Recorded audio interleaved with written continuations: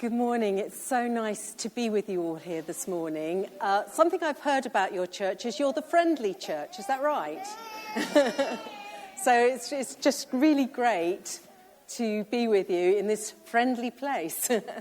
I'm wearing my jacket so you can see my role, just in case there's any confusion. At the town centre chaplaincy, we kind of like jackets and uniforms on because it makes it easier for people to understand who we are, that we're going out in Guildford and surrounding areas in the name of Christ, really, representing all the different churches. And so I have a hugely privileged job where I'm going out and speaking for the Christian churches in Guildford. And I was listening to those readings, and some of them are a bit sort of... But actually, out of them comes real hope, love, and a future. And so this is what we're hoping, is that with the chaplaincy, we have 3 projects that we are able to go out and maybe bring some hope, future, light into people's lives. Who's heard of the town centre chaplaincy, just out of interest? Quite a few of you. I know you've seen a couple of our videos, haven't you, in church? I haven't brought any along with me. Right, we're sometimes called angels. I like that, don't you? It's great to be an angel. Mike didn't know, sitting next to me, that he's about to be my volunteer. Mike, could I get you to come forward and volunteer?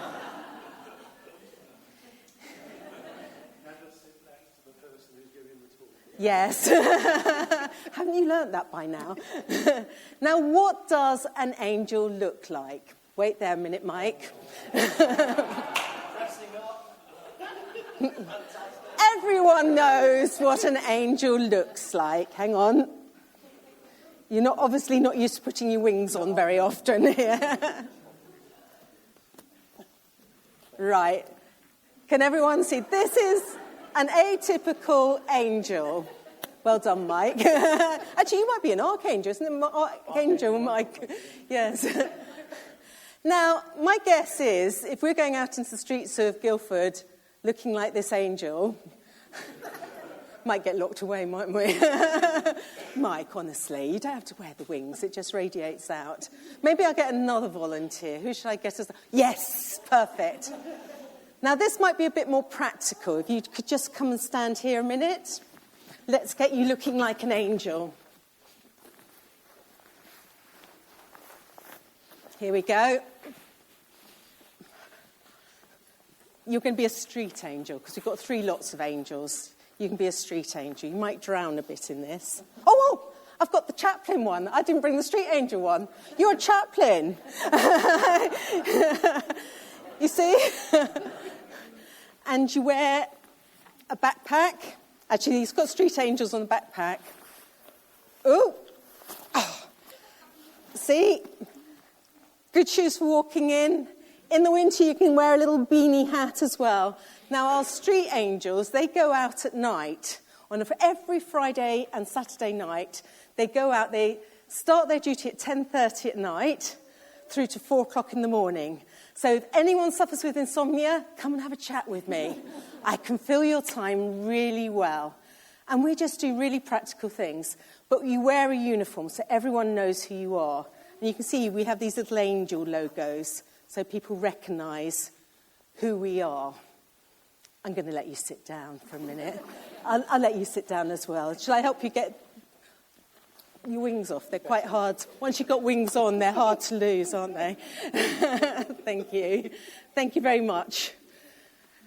And we've been going out for 15 years. And our volunteers are from age range 18 to, well, we'd be quite happy to receive anyone who's 100 as well, as long as you can do quite a bit of walking. And what's really nice, they come from across the churches, all kinds of backgrounds, and we go out in teams. Normally there's 6 of us on a team each evening. We go out and we go in pairs, so you're never on your own. And we just do really simple things. Now, in my backpack, everything's in my backpack. I'm going to see if anyone knows what I would use this for.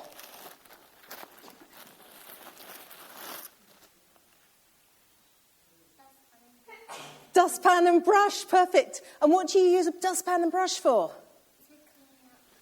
to clean up things. That's it. Here's me cleaning up. Actually, there's no dust on the floor. You've done a good job. But actually, a very practical thing is, if there's some glass on the ground at night time, if someone steps on it, because sometimes, I know it's hard to believe, but some of the girls wear very high heels and they can't walk. And so they take their shoes off and go barefooted, and you can get really nasty cuts. Or the other thing is, we pick up glass bottles and we throw them away because they can be used as weapons. Not that anyone would in Guildford, obviously, but, just in case. So these are really practical.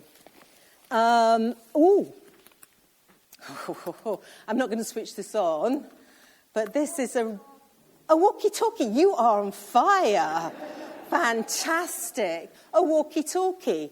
So all our angels, each pair has a walkie-talkie, and we can talk to the police, we can talk to the CCTV people that have cameras, we can talk to any of the venues, to the doorman and everything like that. So if there's a problem, we can go there. They can go, can we have an angel? And we can run along to do a problem. Right, let's try something else. Water. Flip-flops. Girls again. It's the girls again that need the flip-flops on the whole. Ooh. In summer in the sand, yes. Great. And, I wonder if anyone knows what this is. Any ideas? You've just volunteered. Thank you. Didn't you learn from Mike? Do you want to open it up? It's a blanket. It's a very small blanket, isn't it? Go on, go for it. I'll hold the rubbish. Go for it. Look at this. Actually, do you want to get your daughter out? She's sitting there laughing. Another volunteer. Let's see how big this blanket is. Could you wrap it round her? How is that? Can you sort of do a little twirl around so we can see?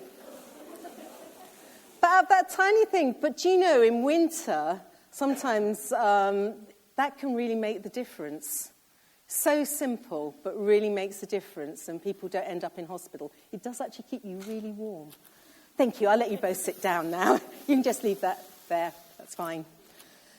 And we also have chargers. So that's always a crisis. That tends to be the younger people with the chargers.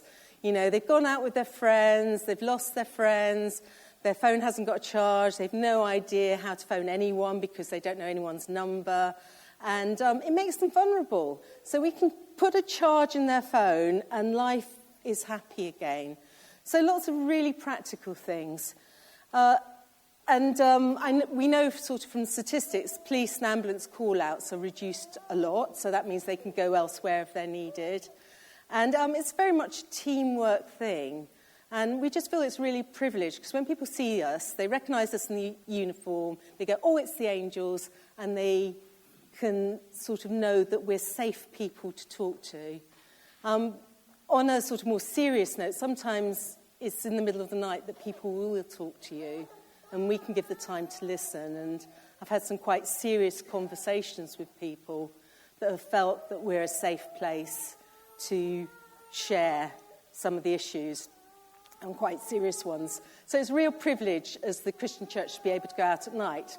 I'm going to dash on from Street Angels to our other project, which is Community Angels, where we come alongside people and befriend them for 6 months, normally on a weekly basis. They're people that are referred to us that, as a church, we tend to be able to look out for each other quite well if you're part of a church community. But some people, through no fault of their own necessarily or anything, are really, really desperately isolated, and they have no connections. And our community angels come as a friend to come alongside and maybe help them make connections, build up confidence. People could need help, bereavement, job loss. COVID certainly has confidence, mental health, all sorts of things like that. And just to have a helpful friend alongside. And these people are referred to us through people like the police, social services, all kinds of agencies, or they can refer themselves. So huge privilege to be able to go out and help people that are really struggling for a period of time. We've had some fantastic results. Come and ask me about some afterwards. And then the third project, which you've been desperately waiting for, we have just relaunched our volunteer chaplains. They're not professionals, but they're Christians, and they're going into different places of work. At the moment, we've set one chaplaincy up in Binscombe GP practice. We have a chaplain that goes in there for half a day a week, and instead of booking to see your doctor, you can book to see the chaplain and get about a 50-minute slot. And sometimes that's really, really helpful to have a listening ear, someone to listen to you. You might have had a diagnosis or something that you don't want to burden your family with straight away, and you somewhere to process that and things like that. And we're just about to launch our second GP practice chaplaincy at Dapdune Surgery, so in the town centre. We've got chaplaincies in the police station. We work with homeless, all kinds of places. So we're really excited about this. We've stepped out as a charity this year to employ someone for 2 days a week to specifically oversee this work. Because after COVID, so many workplaces are seeing that wellness is so important. Talk to me afterwards.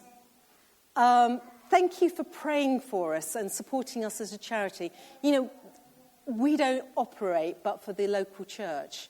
You are the people that make this happen. We want to be your kind of hands and feet, if you like.